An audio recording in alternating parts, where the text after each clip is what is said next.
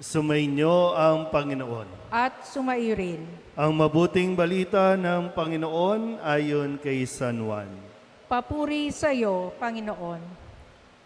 Noong panahong iyon, malakas na sinabi ni Jesus, "Ang nananalig sa akin ay hindi lamang sa akin nananalig, kundi pati sa nagsugo sa akin.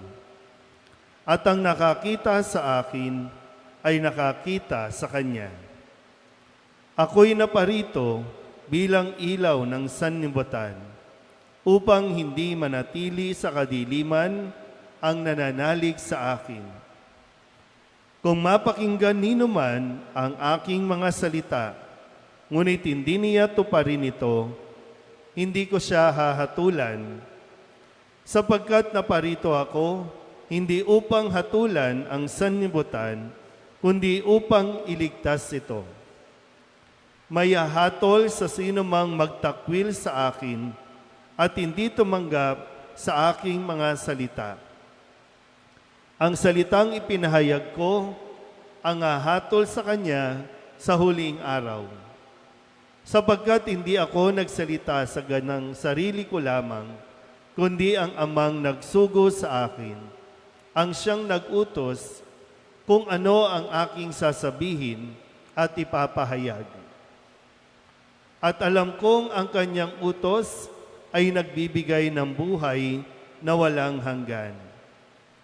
Kaya't ang ipinasasabi ng Ama, ang siya kong sinasabi." Ang mabuting balita ng Panginoon. Pinupuri ka namin, Panginoong Hesukristo. Isang magandang hapon po sa inyong lahat.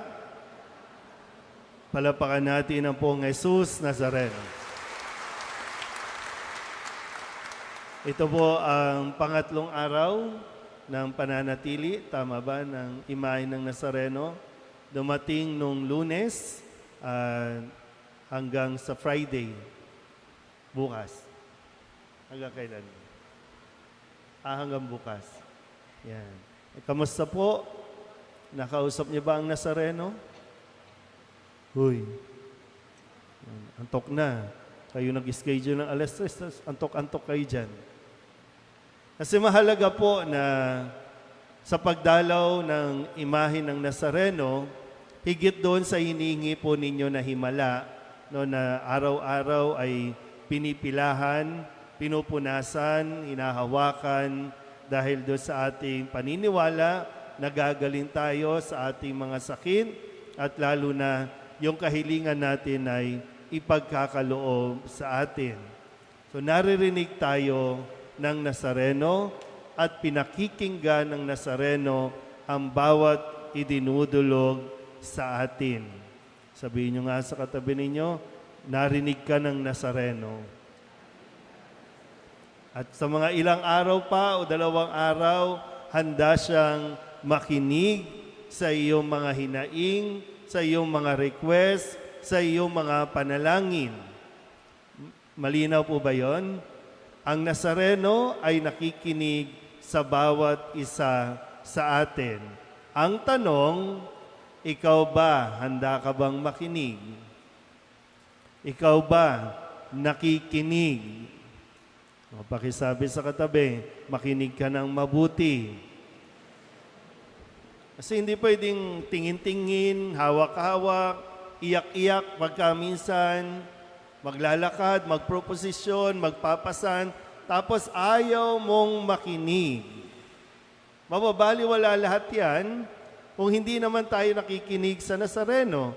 Sa bawat pagdalaw, sa bawat sitwasyon na mayroon tayo, sinasabi sa atin ng Nazareno ang mga bagay na dapat nating ginagawa para malampasan natin kung anumang problema o sitwasyon na mayroon tayo. Kaya nga sa mga nakalipas na araw, di ba, pinapahiwatig lagi sa atin. Nung Lunes, pinaalala sa atin, siya ang mabuting pastol. Siya ang pastol, tayo ang mga tupa, at sinasabi ng Nazareno, nakikinig sa akin ang aking mga tupa. So yung mga hindi nakikinig, ano kayo? Kambing? kalabaw. Di ba ang sabi? At kahapon, Martes, sinabi din na, di ba, kilala ko ang aking mga tupa at nakikinig sa akin ang aking mga tupa. Ngayon, ganun pa rin ang sinasabi.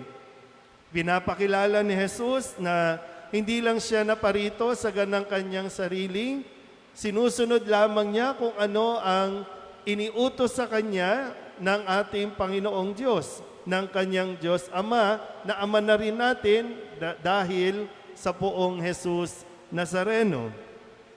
Kaya nga sabi niya, tandaan niyo po ito ha, hindi ako naparito, hindi siya ipinadala dito ng Diyos Ama para parusahan tayo. Hindi siya naparito para husgahan tayo. Pakisabi nga ulit sa katabi, huwag mong husgahan ang sarili mo. Tingnan. Minsan, madali sa ibang tao ang mang-judge. Madali sa ibang tao ang ihusgahan tayo. Pero tandaan mo ng mabuti, hindi ka inuhusgahan ng Diyos. Naparito siya para magsilbing ilaw at ang lahat ng mga namumuhay sa kadiliman ay pumunta sa liwanag. Nandito ang dilim, nandito ang liwanag. Kung sakaling nasa kadiliman tayo, kailangan mong gumalaw, kailangan mong kumilos, kasi inaanyayahan ka ng Nazarenong pumunta sa liwanag. Minsan nga, siya na nga pumupunta sa dilim para kunin ka. Ang problema, tayo ayaw. Tayo ang madalas na nag-iinarte. Sabihin niyo nga ulit sa katabi ninyo, huwag kang mag-inarte. Di ba pa arte-arte? Andiyan ni Nazareno, pag nandiyan ng Nazareno, iyak ka ng iyak, hawak ka ng hawak, o ngayon, papicture ka ng papicture sa Nazareno, pero yung sinasabi niya, ayaw mong pakinggan. Anong halimbawa niyan? Ito po, no? Inihain ni Kristo, hindi lang niya pinasan yan, di ba? Pero ibinibigay pa niya ang kanyang sarili. Kasi yun ang magliligtas sa atin. Ang tumatanggap sa Kanya, ang kumikilala sa Kanya, yun ang maliligtas.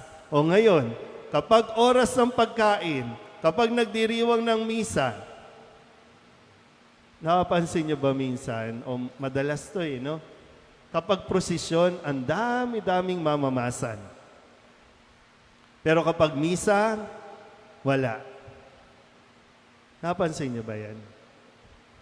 Para bang, ano akala nyo, maliligtas tayo kapag pumasan ka? Kahit ilang pasanan ng puntahan mo, hindi ka maliligtas niyan. Kasi binibigay niya, ito ang aking katawan, pero ayaw. O ngayon, wala sila dito. Kayo na mga naririto, minsan madalas tayo mag-inarte, kakain na lang, nakapila na lahat, ikaw hindi ka kakain, hindi tatanggap ng komunyon. Bakit? Sasabihin mo, makasalanan po ako. Hinusgahan ka na ng ibang tao, pati ba naman sarili mo, inuhusgahan mo. Hindi ka nga inuhusgahan ni Kristo Ganyan ang pong Nazareno, hindi tayo huhusgahan. Kaya huwag ka nang mag-inarte kapag pinakakain ka, kapag inaalok ka na, kumain ka, tanggapin mo si Kristo dahil lalong-lalo pa ngayon, kailangan mong lumakas, kailangan mong kumain. Hindi yung, hindi ka tatanggap ng komunyon pero gusto mo ng himala. Na para bang yung tinapay ay mas mahalaga kaysa o yung paghawak mo sa damit, laylayan, paa ng Nazareno ay mas mahalaga doon sa Eucharist.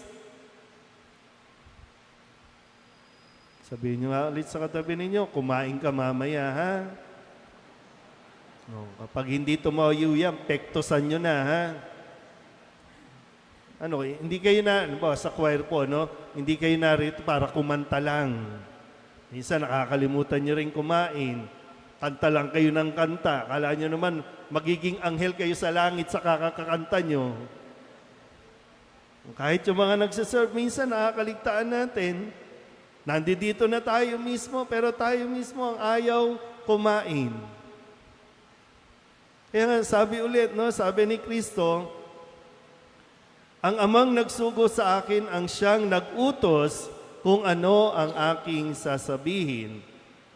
At alam kong ang kanyang utos ay magbibigay ng buhay na walang hanggan.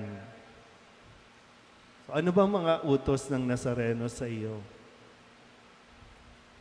Uy, usapin niyo naman ako. Ano sa tingin ninyo yung utos? Naalala niyo pa ba yung mga utos ng Nazareno? Di ba sabi ng Nazareno, huwag kang papatay. Di ba ang utos ng Nazareno, huwag kang mangangalunya. Huwag kang magnanakaw. Sabihin niyo nga sa katabi ninyo, huwag kang magnanakaw. Parang normal na sa atin ngayon kasi yung nakawan eh. Hindi na nga natin napapansin na nakakaw eh.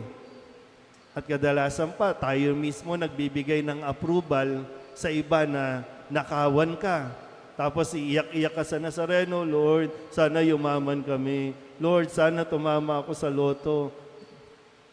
Pero, panakaw ka naman ng panakaw kasi pili ka ng pili sa mga taong magnanakaw.